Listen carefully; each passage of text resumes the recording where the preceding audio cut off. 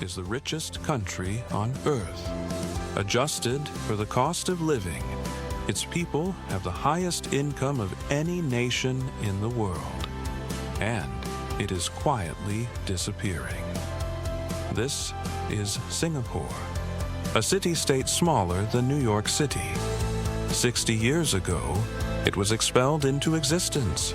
No oil, no farmland, not even its own drinking water. Almost no one believed it would survive.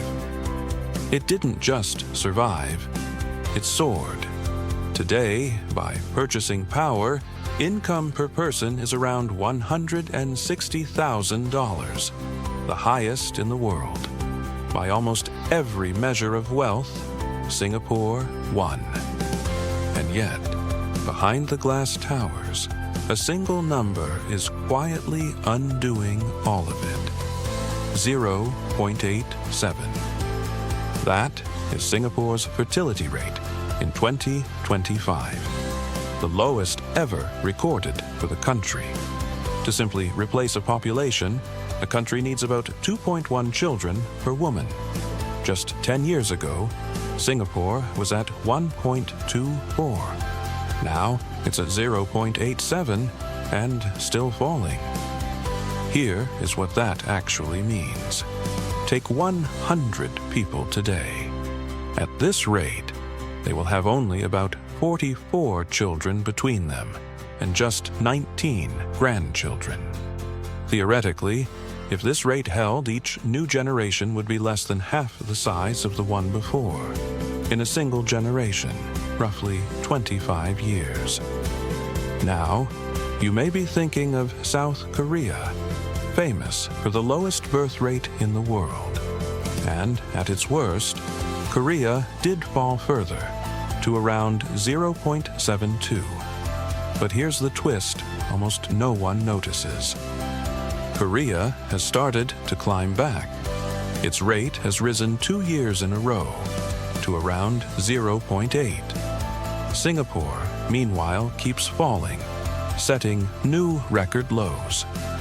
The country the world watches is recovering. The one nobody watches is sinking past it. So why can't the richest country on Earth simply pay its way out of this? Part of it is the obvious cost. Housing is so central that young Singaporeans have a saying, "No flat, no child." And studies back them up. When home prices rise, births fall. Then there's daily life. The median full-time salary is around $5,500 a month. Raising a family of 4 costs almost exactly that, before you even pay for a home.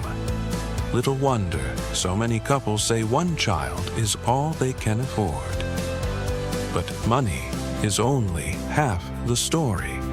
As Singaporeans grew wealthier and better educated, especially women, careers, freedom, and personal fulfillment stopped taking a back seat to parenthood. And marriage itself is falling to the lowest in years. Underneath it all is something quieter, a sense that the world feels uncertain, that raising a child is a heavier promise than it used to be. For many, having children is simply no longer the default. The government now calls this not a passing dip, but a structural shift.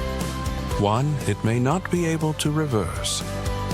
And it isn't for lack of trying. The government has poured in billions, cash bonuses, dollar-for-dollar savings, up to 30 weeks of paid leave in a child's first year, by some of the most generous family support on Earth. And still, the rate keeps falling.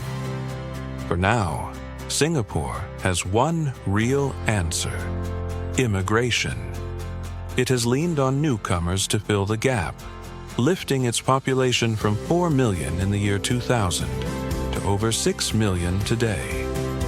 But you can only import a population for so long before you have to ask what a nation even is. So this is the paradox of modern Singapore.